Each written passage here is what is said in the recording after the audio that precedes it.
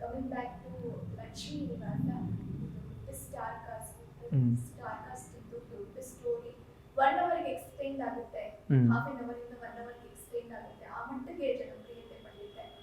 So over all ಈ ಒಂದು ಲಕ್ಷ್ಮೀ ನಿವಾಸದ ಜರ್ನಿ, ಸಿದ್ದೇಗೌಡರ ಪಾತ್ರ, ಸೊ ನಿಮಗೆ ನೀವು ಪ್ರೂವ್ ಮಾಡ್ಕೊಳ್ಬೇಕಂತ ಸಿಕ್ಕಂತ ಒಂದು ಪಾತ್ರ. ಸೊ ಓವರ್ ಆಲ್ ಅದಕ್ಕೆ ಹೇಳೋದು, ಓವರಾಲ್ ಹೇಳೋದಾದರೆ I am very thankful to my production team, ನಮ್ಮ ಪ್ರೊಡ್ಯೂಸರ್ಸ್ಗೆ ಥ್ಯಾಂಕ್ಸ್, ಆ್ಯಂಡ್ ಝೀಗೆ ಎಸ್ಪೆಷಲಿ ಥ್ಯಾಂಕ್ಸ್ ಹೇಳೋಕ್ಕೆ ಇಷ್ಟಪಡ್ತೀನಿ for this wonderful opportunity. And ಈ ಆಪರ್ಚುನಿಟಿ ಕೊಟ್ಟಿದ್ದಕ್ಕೆ ನಾನು ಯಾವತ್ತೂ ನೆಗ್ಲೆಕ್ಟ್ ಮಾಡಿಲ್ಲ, ಸಿಕ್ಕಿದೆಲ್ಲ ಬಿಡು ಮಾಡ್ಕೊಂಡು ಹೋಗೋಣ ಅಂತ ಈ ಯೋಚನೆನೇ ಯಾವತ್ತೂ ಬಂದಿಲ್ಲ. ಸೊ ಲೈಫ್ ಟೈಮಲ್ಲಿ ಒಂದು ಸಲ ಸಿಗುತ್ತೆ ಈ ಥರ ಆಪರ್ಚುನಿಟಿ ಅಂತ 100% ಕೊಟ್ಟು ಎಫರ್ಟ್ ಕೊಟ್ಟು ಮಾಡ್ತಾಯಿದ್ದೀನಿ. ಸೊ ಸ್ಟಾರ್ಟಿಂಗಲ್ಲಿ ಸ್ವಲ್ಪ ನನ್ನಿಂದ ತಪ್ಪಾಗಿರ್ಬೋದು, ದಯವಿಟ್ಟು ಅದಕ್ಕೆ ಕ್ಷಮಿಸಿ. ಆ್ಯಂಡ್ ಈಗ ತುಂಬ ಚೆನ್ನಾಗಿ ನಡ್ಕೊಂಡು ಹೋಗ್ತಿದೆ, ತುಂಬ ಚೆನ್ನಾಗಿ ಮಾಡ್ತಾಯಿದ್ದೀವಿ, ಆ್ಯಂಡ್ ಮಾಡ್ತಾಯಿದ್ದೀನಿ ಕೂಡ. ನಿಮ್ಮೆಲ್ರಿಗೂ ಇಷ್ಟ ಆಗ್ತಿದೆ. ಅಫ್ಕೋರ್ಸ್ ಜನಗಳಿಗೆ ಫೇವ್ರೇಟ್ ಶೋ ಆಗಿದೆ ಲಕ್ಷ್ಮೀ ನಿವಾಸ. ಸ್ಟಾರ್ಟಿಂಗಿಂದ ಇವಾಗವರೆಗೂ ನೋಡಿಕೊಂಡು, ಸ್ಟಾರ್ಟಿಂಗಿಂದ ನಮ್ಮನ್ನ ಕಂಟಿನ್ಯೂಸ್ ಆಗಿ ಒಂದಷ್ಟು ದಿನಗಳ ಕಾಲ ನಮ್ಮನ್ನು ನಂಬರ್ 1 ಸ್ಥಾನದಲ್ಲೇ ಕೂರಿಸಿದ್ರು. ಈಗಲೂ ಅಫ್ಕೋರ್ಸ್ ನಾವು ನಮಗೆ ನಂಬರ್ 1 ಅಂತಲೇ ಫೀಲ್ ಮಾಡ್ತೀವಿ. It's not about number 1, number 2, it's not about that.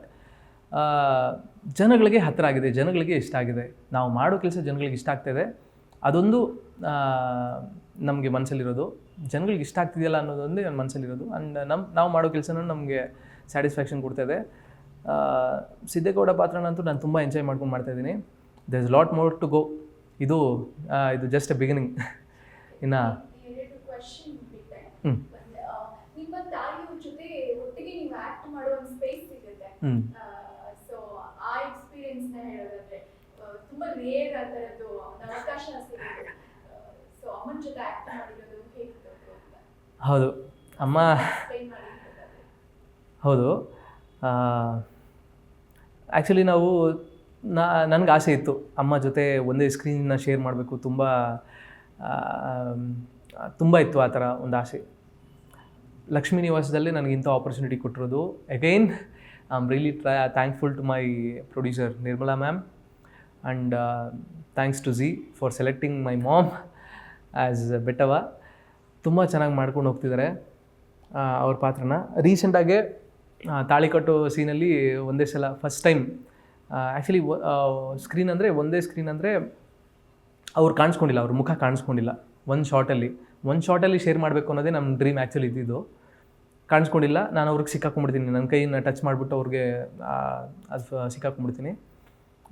ಅದು ಬಿಟ್ಟರೆ ರೀಸೆಂಟಾಗಿ ಹೂ ತಗೊಳಕ್ಕೆ ಹೋದಾಗ ಅವ್ರು ನನ್ನ ಕೈ ಟಚ್ ಮಾಡ್ತಾರೆ. ರೀಸೆಂಟಾಗಿ ಆ ಸೀನಲ್ಲೇ ನಾವಿಬ್ಬರು ಒಟ್ಟಿಗೆ ಒಂದೇ ಸ್ಕ್ರೀನ್ನ ಶೇರ್ ಮಾಡೋಕ್ಕಾಗಿದ್ದು.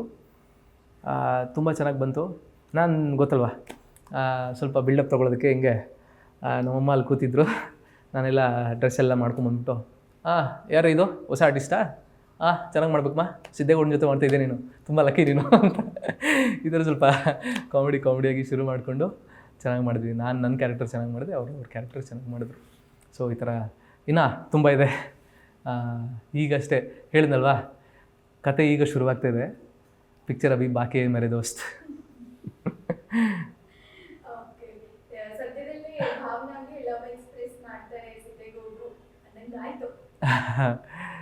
ನನಗೆ ಆಸೆ ಇದೆ, ನಾನು ಡೈಲಿ ಹೇಳ್ತಾ ಇದ್ದೀನಿ, ನನ್ನ ಫ್ಯಾನ್ಸು ಹೇಳ್ತಿದ್ದಾರೆ, ಭಾವನವರೇ ನಾವು ಮಾಡೋ ಎಲ್ಲ ರೀಲಲ್ಲೂ ಹೇಳ್ತಾರೆ, ಸೆಟ್ಟಲ್ಲೂ ಹೇಳ್ತಾ ಇರ್ತಾರೆ, ಇಲ್ಲೇ ಇದ್ದಾರಲ್ಲ ಹೇಳ್ರಿ ಅಂತ.